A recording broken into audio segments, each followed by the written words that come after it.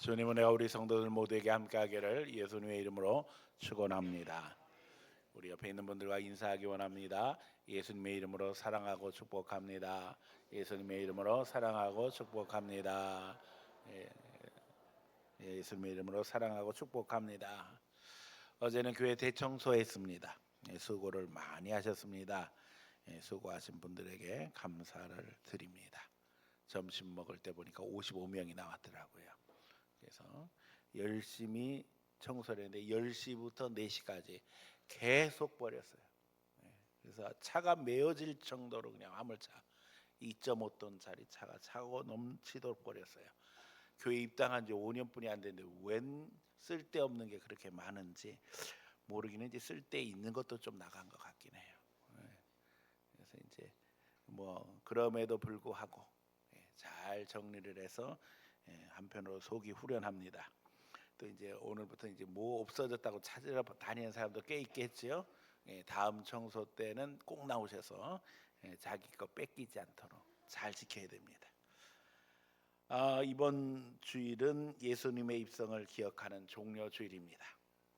주일부터 시작해서 고난 주간이 시작됩니다. 이제 교회는 고난 주간 새벽 작정 기도회로 하나님 앞에 영광 돌립니다. 월요일부터 금요일까지 그리스도의 십자가 더욱 묵상하며 특별히 주의 영혼들을 축복하기 원합니다. 많은 분들의 참여를 기다립니다. 우리 교회가 평소에도 새벽 작정 기도회, 새벽 기도에 많이 나오는 교회입니다. 우리 교인뿐만 아니라 이 지역에 사는 많은 교인들이 나와서 함께 기도하고 있어요. 우리 교인들이 더더욱이 고난 주간에 하나님 앞에 간절한 마음으로 십자가 묵상하며 하나님 앞에 영광 돌리는 기회를 얻기로 합니다. 또 금요일은 십자가에 달리신 예수님 묵상하며 저녁 9시부터 성찬 예배가 있습니다. 또 세례와 학습이 있습니다. 입교가 있습니다. 기도로 준비해 주시기 바랍니다. 오늘 세례 입교 문답은 2부 예배 후에 있게 되어지고 학습은 금요일 오후 8시에 있습니다. 잘 기억하시고 또 준비하시기 바랍니다. 다음 주는 부활 주일이 되어집니다. 우리가 하나님 앞에 온 교인이 함께 모여서 예배하게 되어지는데 여러분 가족 예배입니다. 가족 중에 특별히 소외되거나 낙심한 심령이 있다면 적극적으로 초청하고 또 함께 나와서 우리 다음 세대와 함께 하나님 앞에 영광 돌리는 은혜의 시간이 되기를 원합니다. 이제 그 다음 주는 블레싱 데이입니다. 이날은 예비 신자와 전도자를 위해서 특별히 카페에서 따로 식사를 준비하려고 계획하고 있습니다. 교인들은 식당에서 식사합니다. 따라서 블레싱 데이의 카페 사용은 우리 교인들은 조금 어려울 것 같습니다. 다른 공간들을 사용하실 수 있도록 도와주시기 바랍니다. 또 하나 추가할 것은 6월에 효도잔치 준비하면서 4월 마지막 주에는 우리 바자회를 하도록 계획했습니다. 협조해 주시기를 부탁드립니다. 이제 말씀으로 들어갑니다. 오늘 종료주일입니다. 당시 유대인들은 메시아를 기대하고 있었고 메시아가 오시면 다윗이나 솔로몬 시대처럼 이스라엘이 큰 영광을 얻게 될 것이다 생각하고 있었습니다. 특별히 나사로가 죽었다가 살아나는 사건을 통해서 사람들은 예수님이 메시아이심을 확신하게 되어집니다. 나사로의 동생 마리아는 300데나리온의 나드 향유를 주님 발에 붓게 되며 이 사건으로 가룟 유다의 정체가 드러나게 됩니다. 이제 예수님은 절기를 앞두고 예루살렘에 입성하십니다. 나귀를 타는 것도 백성들에게는 메시지였고 또 종려나무 가지를 흔드는 것도 메시지였습니다. 사람들은 예수님을 환호했지만 예수님을 죽이려고 준비하는 이들은 사람의 환호를 보고 자기들이 준비한 일이 헛된 일이 될 것이라고 낙심하게 되는 것이 오늘 본문에 기록되어 있습니다. 하지만 예수님은 하나님의 계획 속에서 십자가에 죽으셨고 다시 사셨습니다. 모든 것은 하나님의 계획대로 진행됩니다. 고난주간 시작하며 종료주일 주님을 더욱 묵상하며 하나님 앞에 나가기 원합니다. 오늘 이 시간에는 생명의 주 예수라는 제목으로 말씀 증거하려고 합니다. 이 말씀 증거할 때 여러분 심령에 예수 생명이 강력히 역사됨으로 말미암아 치유받고 회복되며 능력으로 주님 앞에 더 가까이 나가는 은혜의 시간이 되기를 예수님 이름으로 축원합니다. 첫 번째, 나사로의 부활은 예수님이 생명의 주인이심을 드러냅니다. 종료주일에서 시간을 거슬러 올라갑니다. 예수님께서 나사로의 가족들이 나사로가 죽게 되었으니 와서 기도해 달라는 부탁을 합니다. 하지만 주님은 가지 않으셨어요. 오히려 나사로가 죽기를 기다리셨습니다. 그리고 이제 나사로의 집으로 이제 방문하시게 되는데 무덤에 가서 이미 죽은 지 3일 된 나사로를 살려내십니다. 주님은 분명하게 생명의 주인으로 자신을 드러내십니다. 이때 예수님이 말씀하십니다. 나는 부활이요 생명이니 나를 믿는 자는 죽어도 살겠고 나를 무릇 살아서 나를 믿는 자는 영원히 죽지 아니하리라. 그런데 이 사건으로부터 예수님을 죽이려고 하는 시도가 시작되었다고 성경은 기록하고 있습니다.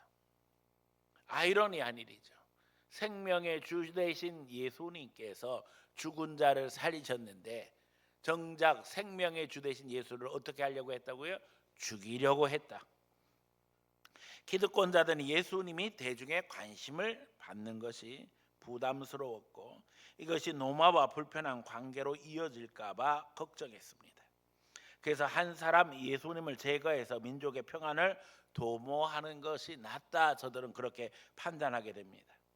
생명의 주를 죽이려고 하는 이 기가 막힌 상황에서 이제 예수님은 죽음을 향해서 가시게 되어집니다. 주님은 이미 여러 번 십자가와 부활에 대해서 말씀하셨습니다. 주님의 계획은 분명합니다. 우리를 하나님 나라, 하나님 자녀로 회복시키시려고 십자가를 계획하셨습니다. 성경은 이야기하죠. 피 흘림 없이는 사함도 없다. 우리는 하나님 앞에 범죄자입니다. 우리의 사함을 위해서 예수님께서 피 흘려 죽으신 것입니다. 주님은 우리의 대표가 되셔서 죽음으로 죄값을 지불하셨습니다. 하지만 그럼에도 주님은 부활하심으로 생명의 주인이 되심을 증거하십니다.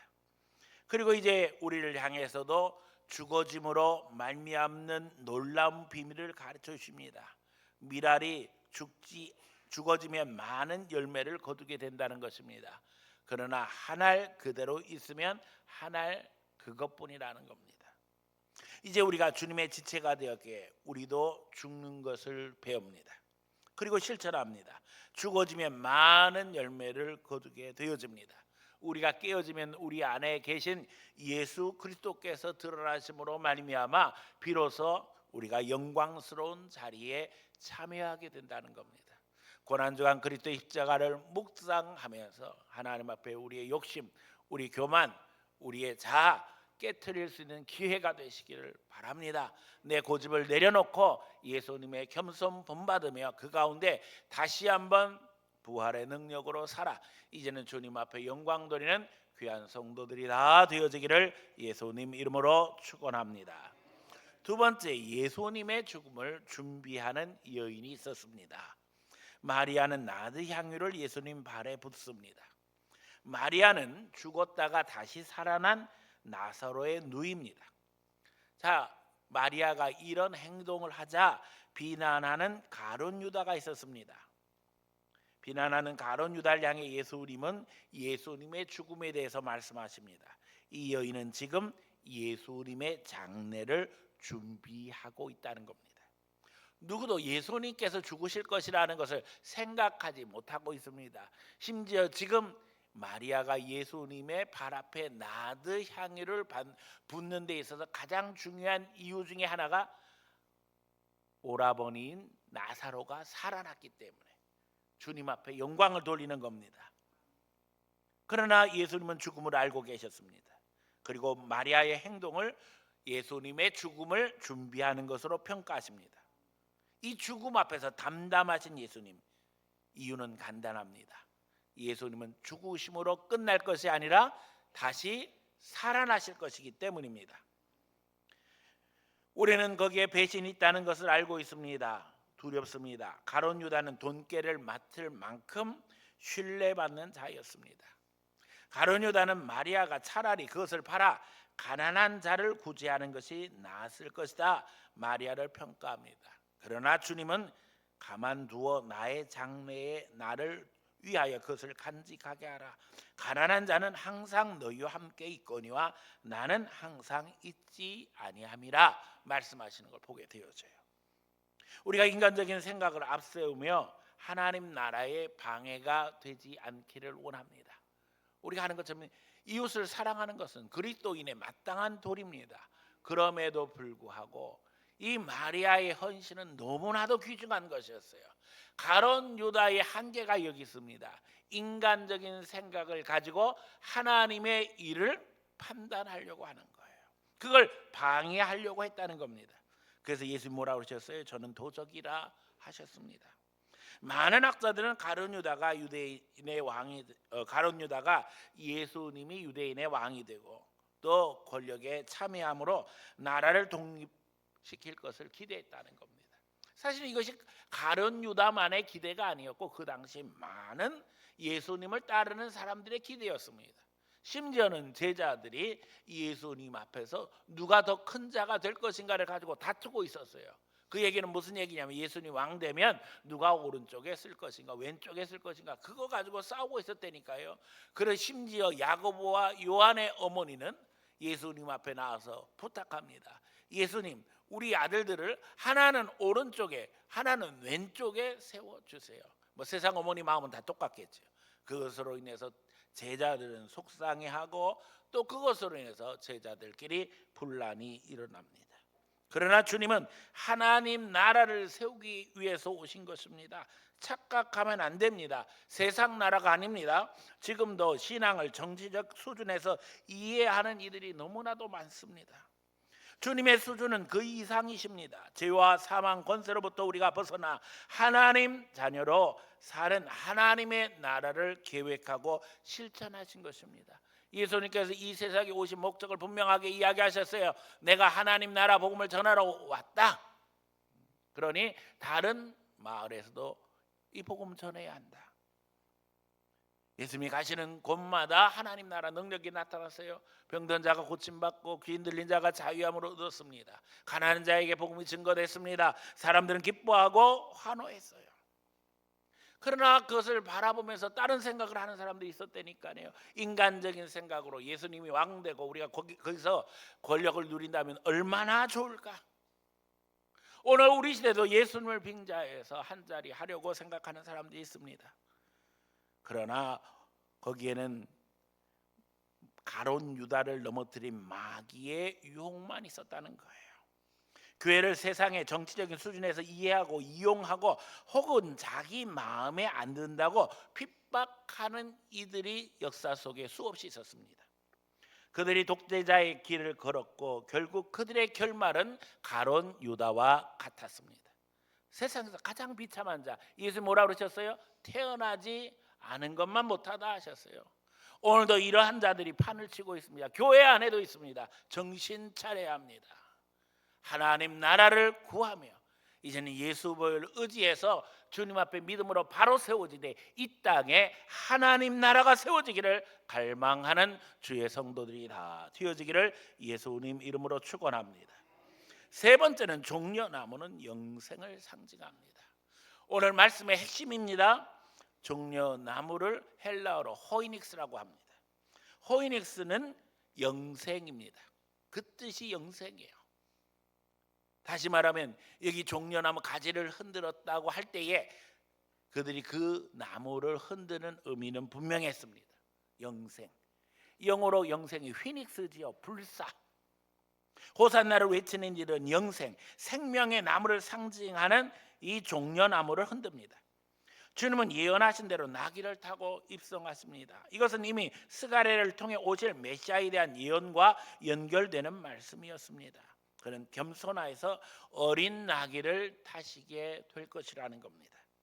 그리고 이 모습은 놀랍게도 솔로몬 왕이 즉위식을 위해서 입성하던 장면과 오버랩이 되어집니다. 솔로몬은 노새를 타고 입성했습니다.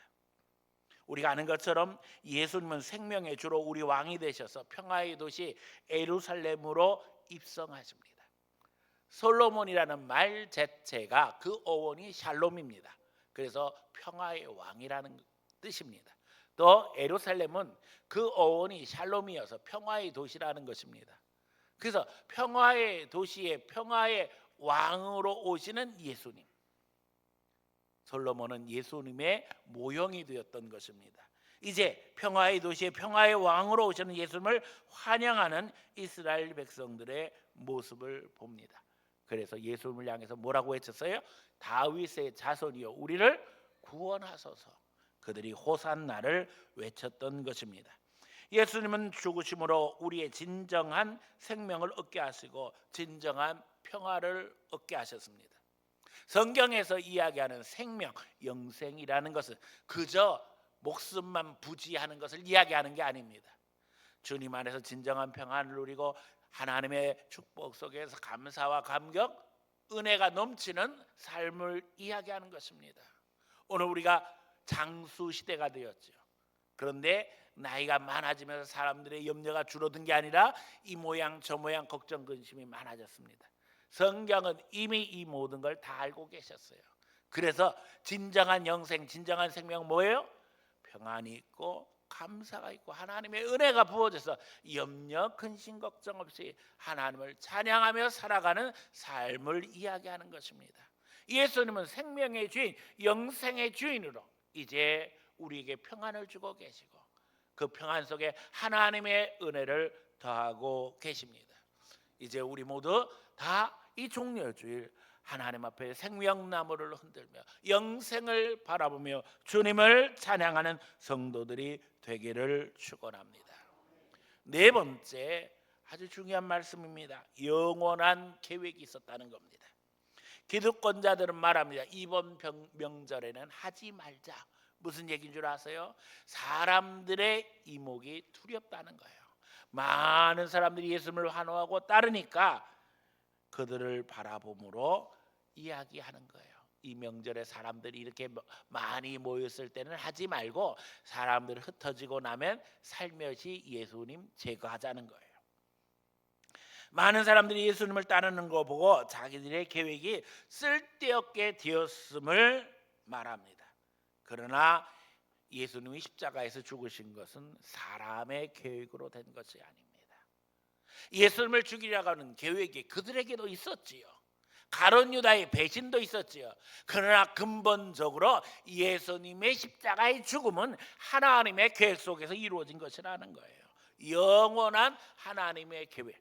어디까지 올라가요? 아담과 하와에게까지 올라갑니다. 아담이 범죄하고 이제 에덴 동산에서 쫓겨나게 되어질 때 주님께서 그들에게 소망의 말씀을 선포하시죠. 여자의 후손이 뱀의 후손의 머리를 짓밟게 되어진다는 거예요. 여기 여자의 후손이 누구지요? 우린 다 압니다. 예수님인 거예요. 예수님이 오심으로 말미암아 마귀 사단의 세력을 짓밟고 승리하게 되셨다는 겁니다. 더욱이 우리는 예수님께서 죽으시기 위해 이제 죽으심으로 유월절을 성취하셨다는 것을 너무나도 잘 알고 있습니다. 자, 유월절이 언제부터 시작되었어요? 이스라엘 백성들이 애굽에서 종노릇할 때 하나님께서 이제 구원의 은혜를 이스라엘 백성에게 베푸실 때에 그때부터 시작되었습니다. 바로 왕이 이스라엘 백성들을 안 놔주려고 합니다. 바로 왕의 눈에는 그들이 노동력, 돈으로 보였습니다. 그때 하나님께서 징조를 보여주세요. 10가지 재앙이 애굽에 내렸습니다. 그리고 그 마지막 재앙이 뭐예요? 장자가 죽는, 초태생이 죽는 재앙입니다. 이것은 애굽의 종교의 종말을 의미합니다. 왜냐하면 당시까지 애굽 종교는 제사장은 장자만 될 수 있고 제물은 초태생만 될 수 있었어요. 그런데 이게 다 죽으면 종교가 어떻게 되는 거예요? 끝나는 거죠. 주님은 애굽 사람들이 섬기는 모든 신들이 결국에는 아무것도 아니라는 것을 확실히 보여주시려고 이 마지막 10번째 재앙을 준비하십니다. 그런데 이스라엘 백성들에게는 피할 길을 가르쳐 주시는 거예요. 어떻게 하라고요? 어린 양을 잡아 그 피를 문지방과 설주에 발라라. 그러면 재앙의 천사가 지나갈 때에 어떻게 한다고요? 그냥 지나간다는 거예요. 이게 한자로 6월입니다. 지나간다는 거예요. 영어로는 패스오버, 그래서 붙여서 패스오버라고 합니다. 6월절이 영어로는 패스오버예요. 6월의 역사가 있게 되어진다는 거예요. 어떤 사람이 이게 6월 달에 있나 보다 이렇게 생각하는데 그게 아니에요. 하나님께서 이미 이 6월절 역사를 통해서 가르쳐 주신 거예요. 예수님께서 십자가에 죽으실 때 그 피로 말미암아 우리는 어떻게 된다고요? 죄사함 받게 되어지고 모든 재앙으로부터 가리우심 받게 되어지고 그 가운데 하나님의 은혜가 있고 능력이 있고 역사하심이 있게 된다는 겁니다. 이것은 강력한 예수님의 예표, 예수님에 대한 예언이었다는 거예요. 결국 그래서 예수님은 언제 죽으셔요? 6월절 날 바로 십자가에 달리셔서 우리의 어린 양이 되셔서 죽음을 맞이하시게 되었던 것입니다. 더욱이 예수님이 희생 제물이 되신 것은 이미 아벨의 제사에게로 올라갑니다. 아담과 하와에게 자식이 있었어요. 그게 누구예요? 가인과 아벨이에요. 가인은 곡식으로 제물 드리고 아벨은 어린 양으로 하나님 앞에 예배합니다. 하나님께서 가인의 제물은 받지 않으셨어요. 그러나 아벨과 아벨의 제물은 받으셨다고 그랬어요. 거기에는 피 있는 제사, 믿음 있는 제사였다는 것을 성경은 이야기하고 있습니다. 결국 이 양이 예수님의 피를 우리에게 설명합니다. 구약은 피로 죄를 대속했습니다. 그런데 여기에 핵심적인 고민이 있습니다. 여러분, 짐승의 피가 인간의 죄를 대속한다고 하는데, 자, 인간이 귀합니까? 짐승이 귀합니까? 인간이 귀해요. 그래서 사실은 함량 미달입니다. 그렇잖아요. 사람이 죄를 지었는데 짐승의 피로 그 죄를 대속한다면 부족한 거지요. 모자란 거지요. 그래서 어떻게 된 거예요? 하나님의 아들이신 예수님이 우리를 위해서 죽으신 거예요. 그러므로 구약의 모든 약속과 제사는 예수님 안에서 성취된 거예요. 다시 말하면 구약의 모든 제사도 예수님 없으면 다 헛것인 거예요. 예수님의 보혈이 부어짐으로 말미암아 구약의 제사도 완성되었고 우리의 구원도 완성되었고 그래서 우리는 다 하나님의 백성이 되어지고 하나님 앞에 예수 이름 의지해서 기도함으로 말미암아 오늘도 응답받고 오늘도 주님과 동행하며 그 가운데 주님 은혜 속에 살아가게 되는 것입니다. 예수님이 죽으심으로 우리가 살게 되었습니다. 예수님이 낮아지심으로 우리가 높임받게 되었습니다.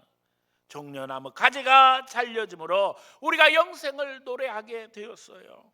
인간의 계획이 깨어짐으로 하나님의 계획이 이루어지게 되어진 것입니다.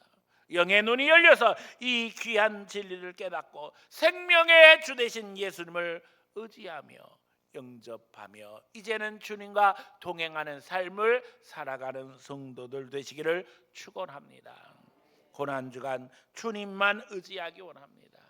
이미 말씀드린 것처럼 이제 새벽 작전 기도회로 나갑니다. 거리가 30분 이상 되시는 분들은 유튜브를 통해서라도 동참해서 하나님 앞에 영광 돌리기 원합니다. 또 새벽 예배 10분 전부터 찬양이 시작됩니다. 미리 나오셔서 기도하고 찬양하며 준비하기 원합니다. 특별히 블레싱 데이를 눈앞에 두고 있습니다. 예수님은 우리 살리기 위해서 십자가에서 죽으셨는데 우리도 다른 영혼, 하나님 알지 못하는 영혼, 우리 안에 들지 못한 영혼을 하나님 앞에 인도하는 계기가 되어야 될 줄로 믿습니다. 전도는 영적 전쟁입니다. 영혼을 살리려면 마귀 세력을 예수 이름으로 내쫓아야 됩니다. 그러려면 내가 죽어야 됩니다.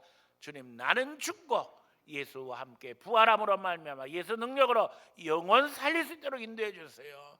내 가족부터 살리게 해주세요. 내 자녀, 내 부모, 내 형제 하나님 앞에 인도할 수 있도록 인도해 주시고 내 주의 영혼들 주님 앞에 인도하는 계기가 되게 해주세요.